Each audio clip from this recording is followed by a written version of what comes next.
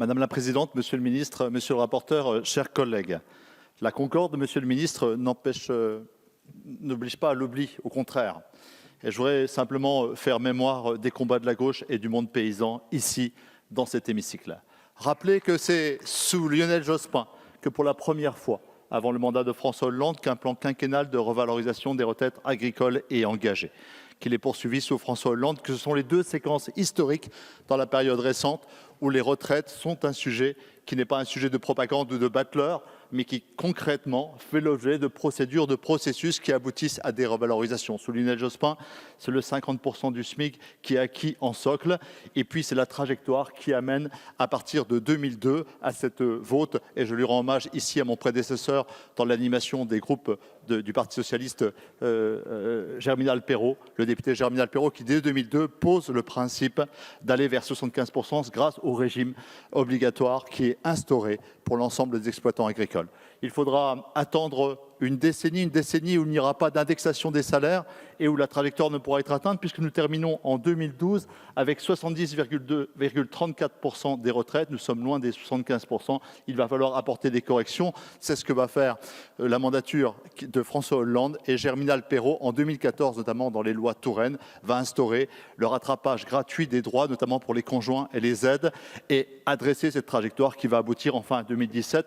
Mais nous sommes toujours loin du compte, puisque nous sommes à moins de 900 € aujourd'hui pour les exploitants agricoles, moins de 600 pour les conjoints et conjointes, et la situation des aides familiaux, nous l'avons dit, n'est pas plus brillante. Il fallait aller plus loin. En 2012, en 2017, nous adoptons, sur la proposition d'André Chassaigne, cette trajectoire des 85%. Nous l'adoptons, et je ne reviendrai pas sur les péripéties, ou plutôt le marais qui va faire que nous avons perdu 3 ans dans cette période. Nous sommes au rendez-vous aujourd'hui, et je ne vais pas reprendre les bégaiements de l'histoire et les points. Les amendements permettront de voir les questions de date et les questions des écrêtements lors du débat parlementaire. Je voudrais, après avoir rappelé l'histoire récente, celle du combat des socialistes, à 2 reprises dans 2 mandats, pour concrètement, avec leurs alliés communistes, avec tous les hommes de progrès dans cette Assemblée, avoir en réalité, non pas en discours mais en mots, faire avancer la question des retraites.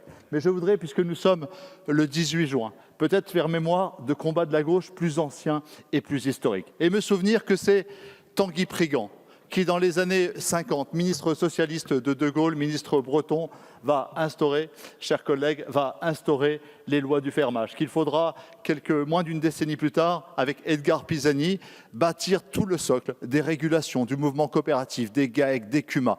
Parce que l'agriculture, chers collègues, elle n'est pas faite que de progrès scientifiques et technologiques, de génétique, de machinisme et de solutions magiques. Elle est faite de la solidarité du monde paysan qui s'organise pour produire, pour commercialiser, pour s'entraider, pour se tendre la main, pour que chacun réussisse ensemble. Ce progrès social, il a une histoire. C'est l'histoire de la gauche et du monde paysan. Une histoire où c'est parfois « je t'aime moi non plus », où il y a beaucoup d'incompréhension culturelle, mais il y a une fidélité des combats. Et je voudrais dire à nos camarades et collègues communistes aujourd'hui que nous avons toujours été unis dans ces combats pour le monde paysan, pour choisir la coopération, pour choisir la régulation des marchés, pour choisir l'organisation des marchés, l'égalité, les réformes de la PAC. Nous avons toujours été en convergence, et je me réjouis aujourd'hui que nous soyons à nouveau à vos côtés pour cette étape-là. Je le dis parce qu'il y a des vents mauvais dans l'histoire. Il y a en ce moment même un mouvement d'accaparement des terres qui est mortifère pour le renouvellement des générations de paysans. Il y a en ce moment même une multinationale du lait qui s'est enrichie avec les accords du CETA, qui a des dividendes à 2 chiffres aujourd'hui et qui annonce une baisse du lait dans les cours de ferme. Parce qu'il y a aujourd'hui des accords internationaux qui, pris en pleine période de Covid, viennent ruiner les efforts de régulation interne qui permet de la dignité du prix aux producteurs et la bonne répartition des primes. Parce que le combat n'est jamais fini et que la gauche, quand elle peut convaincre, entraîner, se réjouit, mais ne démissionnera jamais de ce combat de la liberté et de la justice au nom du monde paysan. C'est dans cette gratitude que nous sommes vers nos aînés aujourd'hui. Les menaces sont importantes, mais je le dirais en reprenant les tonalités gaulliennes de l'appel du 18 juin, le dernier mot n'a pas été dit. L'espérance n'est pas vaine, et le combat pour la justice, pour la régulation, pour la dignité des paysans, qui est le combat pour le salut du monde, pour la paix du monde, pour qu'une nourriture de qualité pour tous, pour lutter contre les famines qui refont surface sur la planète, il suppose une organisation, une mutualisation des valeurs humanistes qui ne se payent pas de mots et qui marquent une étape aujourd'hui dans le combat pour tous les jacoules croquants de la terre que nous avons dans nos territoires. Nous allons évoquer Jean Valjean. Je suis heureux que nous rendions en première partie de cette niche communiste hommage à tous les jacoules croquants de nos territoires et de la terre. Merci. Merci.